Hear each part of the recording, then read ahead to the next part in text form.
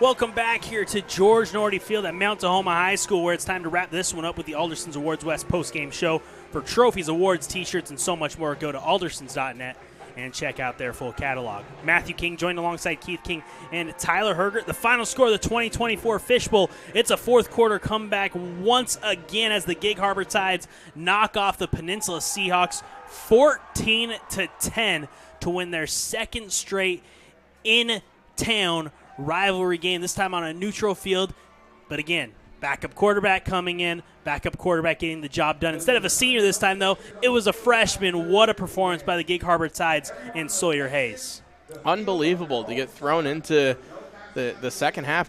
And who knows if that was planned, if they knew they would go to him. But, I mean, typically when you have that kind of stuff planned, you do that at the halftime break. So the fact that they did that in the middle of the game, and he leads them down to 2 touchdowns. Unbelievable performance from the youngster Sawyer Hayes. And I said it in the middle of the game. He sent a shot across the league and maybe even across the state like, hey, I'm ready to play and I'm not afraid. Keith, it wasn't just in the second half. It was the fourth quarter. It was game still online, and he came in for Peninsula. Wyatt Abrigo kind of disappeared. Not sure if he's dealing with some sort of injury. Again, this is technically a non-league game. Don't tell the teams that. They were definitely out there to win this game, not like some non-league games where you just say, oh, well, league play is when we really will turn it on. Abrigo, only 2 carries in the second half. Smythe still looked good. He was just getting pressured a lot, but penalties really hurt both teams. For Peninsula, They just kept making them in the second half, gifting Gig Harbor opportunities, and they could not move the ball at all in half number 2. You know, this Gig Harbor defense really stepped up in the second half. I mean, at one point, Peninsula was within yards of the goal line and had to settle for a field goal. So this Gig Harbor defense really stepped up. And let's go through a quick scoring recap. We were scoreless through most of the first half. It was about 1:10 left when Peninsula found the end zone for the first time. After an interception, Smythe is able to find Zimmerman for a big 36-yard pickup. Ends up being a 9-yard touchdown for Wyatt Abrigo. Made the score 7-0 at halftime. A tough first half for Gig Harbor where they turned the ball over 3 times. Peninsula then came out. Both teams kind of traded 3 and outs there, but the Seahawks would get the big play, 74 yards from Smythe to Lucas Wiseman. Set up, like you mentioned, Keith, they had 2nd and goal at the 1, end up getting backed up 2nd and 6. Then another loss. They had to settle for a field goal. It was hit by Talon McDonald, made it 10-0, and that's when the quarterback change would happen for Gig Harbor. They bring in the freshman Sawyer Hayes. He marches right down the field. Tyler, you talked about using his arm and his legs, a 36-yard run. Had a disastrous snap that backed him up to 2nd and goal from the 22. It didn't matter. He finds Liam Green for a diving 22-yard touchdown catch. Gets Gig Harbor on the board, still trailing 10-7. They again force a quick 3 and out, and then they march down the field, and they find the end zone on a Rylan Gelderman 52-yard touchdown run. His second 52-yard run of the game made it 14-10. A penalty, a second sideline penalty on Gig Harbor, took away a Peninsula punt, kept the drive alive. They took a shot on 4th and goal, could not get it, and Gig Harbor was just able to run out the clock through the rest of that one. Heartbreak for Peninsula, but again, just never giving up by these Gig Harbor Tides. Yeah, that's a very impressive way to start off your season. Obviously, any sort of rivalry win in week 1 means a lot, but to do it down by multiple scores, didn't feel like a lot was going their way, to overcome over 100 penalty yards. It's rare to have over 100 yards racked up in penalties to begin with. It's even more rare for the winning team to have that.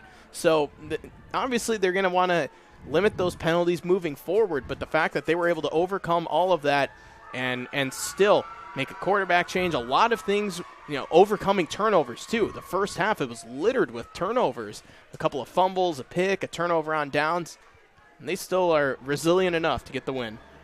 Yeah, they were just phenomenal out there, the way they just didn't hang their heads. They just kept pounding. Their defense played great all day, but new quarterback and came in to be the stud. And Peyton Howard was a monster up front on offense and defense. He was phenomenal. Some stats for you. Rylan Gelderman leading the way, 15 carries for 147 yards and a touchdown. We also saw some nice running from Hubbard. He ran the ball 6 times for 10 yards in this ball game. Also made some fantastic defensive plays. So that was a really strong performance for Caden Hubbard. Sawyer Hayes ended up having 3 carries for 27 yards. It was a lot more, but he had to go back and get that fumble, so he lost 19 on that one. Through the air, Hayes was 3 of 4 for 35 yards and a touchdown. Coy Calhoun went 6 for 15 for 46 yards as well. Receiving the football, leading the way, Corey Irish. He had 4 catches for 41 yards. Liam Green, a 22-yard touchdown catch. We also saw Hubbard with a 23-yard catch, 2 catches for 11 yards for Rylan Gelderman as well. For the Peninsula Seahawks, their stats, Wyatt Abrigo had 10 carries for 47 yards in this one. Kobe Dejanay had 3 carries for 15 yards. We would see Jake Akaskalian have 5 carries for 13 yards.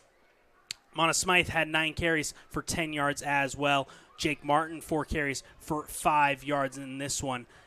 Smythe through the air, 6 of 15 for 128 yards. Most of those were going to his go-to receiver, Carson Zimmerman, who had 3 catches for 49 yards. Lucas Wiseman, the 174-yard catch, and Hayden Bundy, a 7-yard catch as well.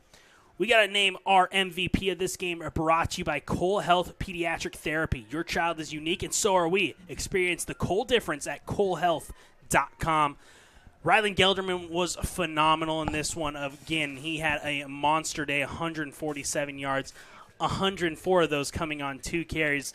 We got to go with Sawyer Hayes, the freshman, coming in and lighting a spark in just a pressure cooker of a situation in a rivalry as intense as this. He looked like he was just out there playing freshman football.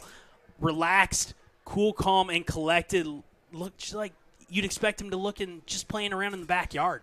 Yeah, and without him, I don't think Gig Harbor ends up winning this game, despite the fact that Gelderman was great for all 4 quarters. I mean, the fact that Sawyer Hayes had to come in cold, I mean, who knows how long. I did see him warm up a little bit in the 3rd quarter. He was slinging it around on the sideline, but that doesn't compare to being out in game action and no previous game action, obviously. So without him, Gig Harbor doesn't win this game, and that first touchdown, I think, really gave the Tides that belief of, like, okay, we can score.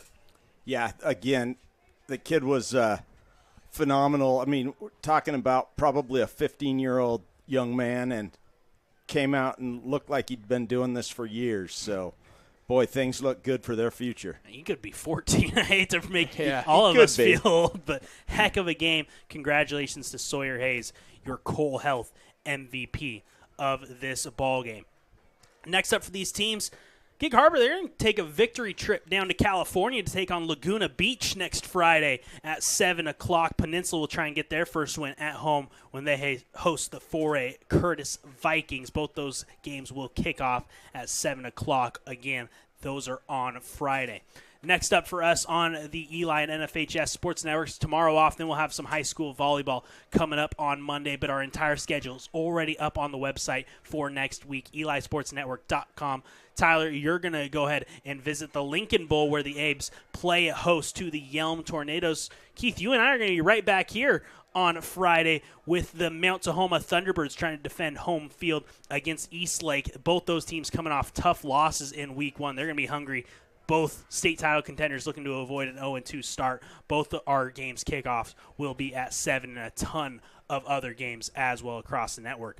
This day belongs to the Gig Harbor Tides, though. For the second straight year, they erase a 2-possession deficit in the 4th quarter to come back to win the Fishbowl. This year, they knock off Peninsula by a final score of 14-10. What a wild way to end the first week of the high school football season. Good news, we still got 8 weeks left just of the regular season. We know that you'll stick around with us as well. For my partners, Keith King and Tyler Herger, I am Matthew King saying so long. That'll do it for this edition of High School Football on the Eli and NFHS Sports Networks. We'll see you next time right back here for more high school action.